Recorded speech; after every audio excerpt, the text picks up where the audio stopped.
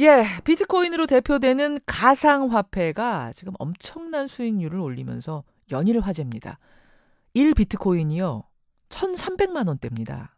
가상화폐 시장은 24시간 내내 돌아가기 때문에 제가 지금 말씀드리는 이 순간에도 거래가 일어나고 가격이 막 변하고 있습니다. 1 비트코인. 올해 초에는 120만 원대였습니다. 그때도 거품이라고 경고의 목소리가 높았는데요.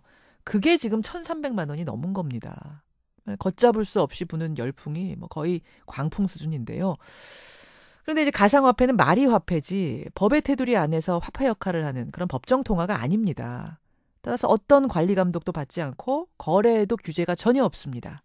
거래소도 24시간 운영이 되고 있고요. 남녀노소 아무나 투자를 합니다. 이렇게 되자 어제 국회 정무위원회 주도로 공청회가 열렸습니다.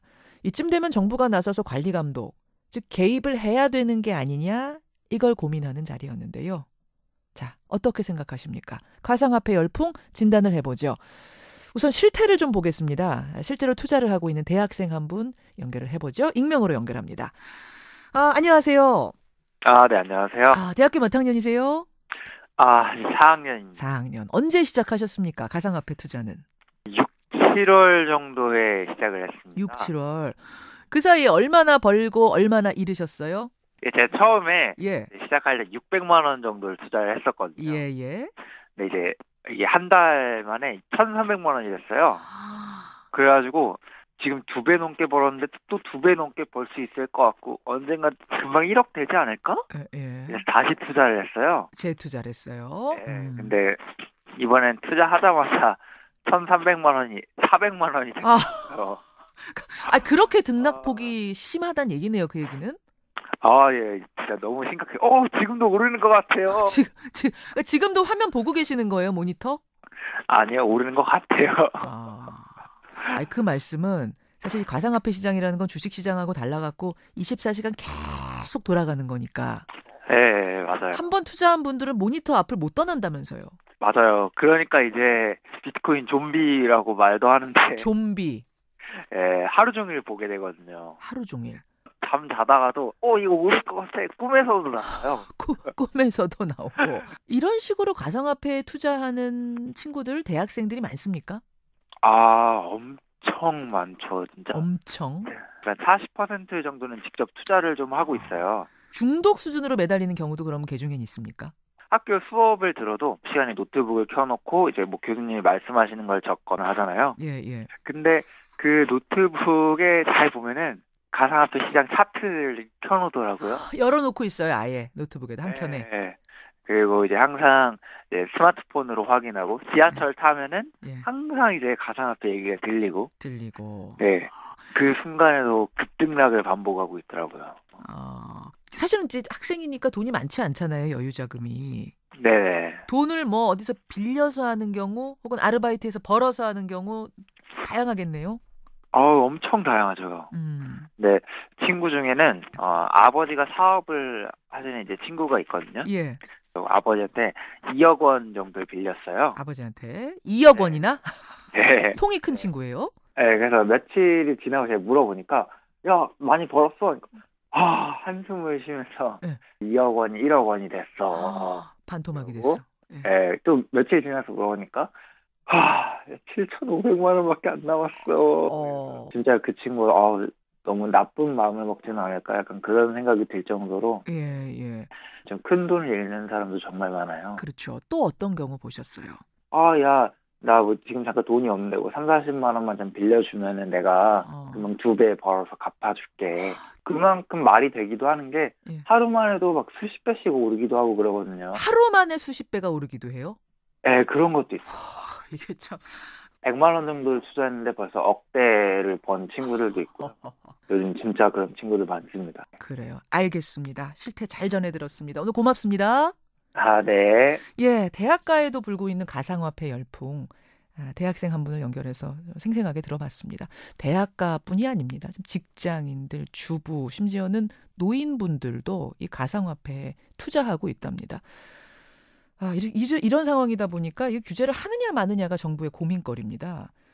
가상화폐를 규제하다 보면 이게 마치 제도권 화폐 같은 시그널을 줄 수 있어서 더 문제가 불거지는 게 아니냐.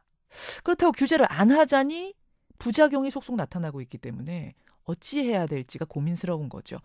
전문가 연결합니다. 동국대학교 블록체인 연구센터 센터장이세요. 박성준 센터장 연결을 해보죠.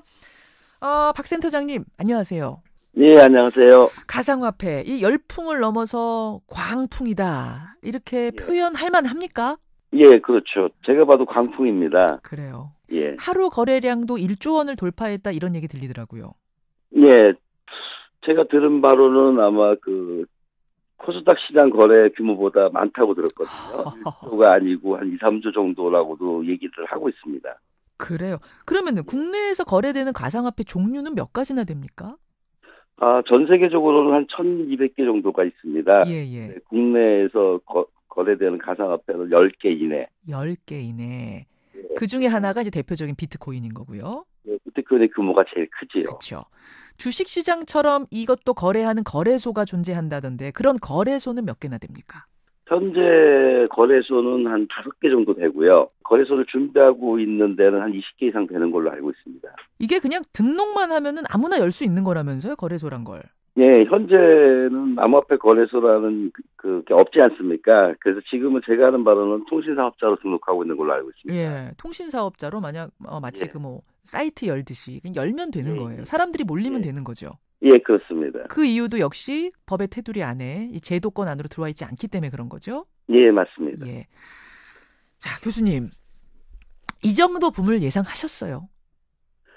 솔직히 수익률이 제일 좋을 거라고는 생각을 했습니다. 근데 제가 생각한 것보다 좀 더 너무 많이 급격히 올라가고 있는 것도 현실이에요. 그래요. 저는 한 연간 한 4배에서 5배 정도만 보고 있었거든요. 근데 지금 어느 정도인 거죠? 아마 올해만 해도 거의 10배, 한 8배에서 10배 이상 올랐고요. 그렇죠. 중요한 거는 작년부터 시작을 하면은 제 생각에는 거의 한 2, 30배? 그렇죠. 엄청나게 올라 있습니다. 2년 동안 2, 30배. 예. 걱정스러운 건 그야말로 돈 놓고 돈 먹기처럼 투기판처럼 흐르고 있는 거 아닙니까? 사람들이 그 암호화폐가 상당히 수익률이 좋다는 게 알려지지 않습니까? 예. 그러면은 일반 사람들은 단순히 수익률을 보는 거죠. 그렇죠. 현실적으로 결과만 사람들이 봐서 이제 광풍이 일어나고 있는 거죠. 그렇죠. 그러면은 이런 일반 국민들에게 암호화폐라는 것이 무엇인지 무조건적인 투기보다는 그 위험성도 알려주고 그래서 암호화폐의 어떤 건전한 발전을 위한 어떤 그런 그 제도를 만드는 게 그래서 더 필요하다는 거죠.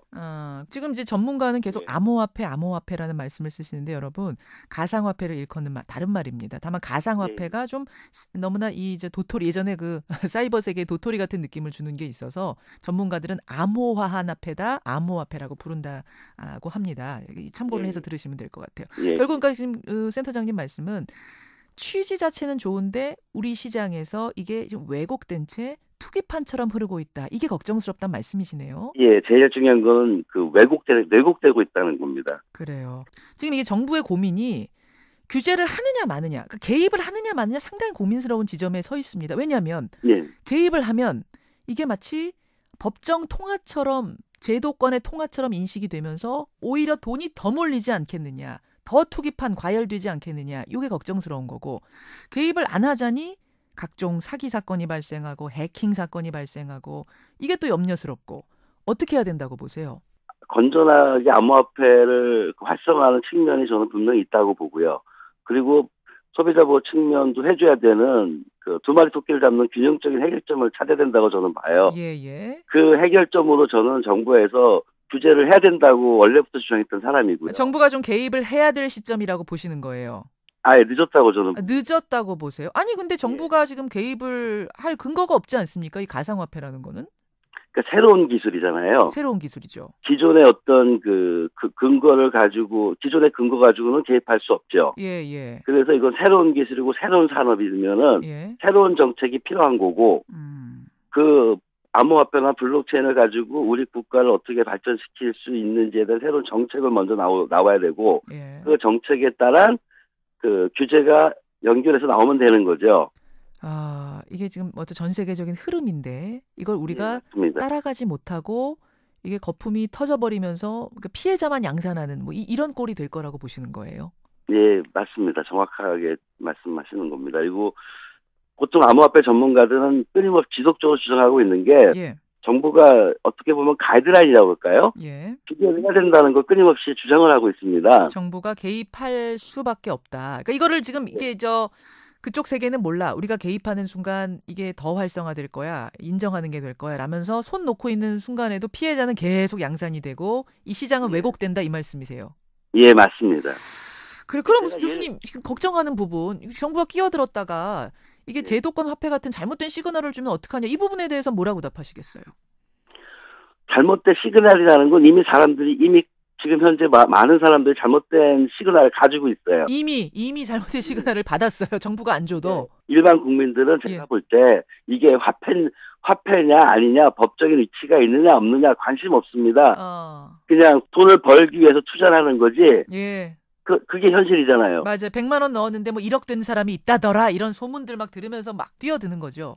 예, 이미 사람들은 잘못된 시각을 가지고 있습니다. 예. 저도 굉장히 안타까운 게 암호화폐 목적은 그게 아니잖아요. 투기 대상이 아니라 그렇죠. 어떤 블록체인 기술의 활성화를 위해서 필요한 어떤 요소 기술인데 사람들은 그런 건 생각 안 하고 이미 광풍이 일면서 잘못된 시그널을 가지고 있는 거예요. 예. 정부는 관여를 해야 돼요, 지금. 알겠습니다.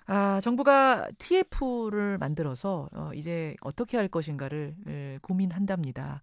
네네. 예, 전문가 의견을 넓게 청취하면서 지금 실태를 정확히 파악하면서 제대로 된 길로 인도해야 되는 게 아닌가 이런 생각이 드네요. 여기까지 말씀 듣겠습니다. 교수님 고맙습니다.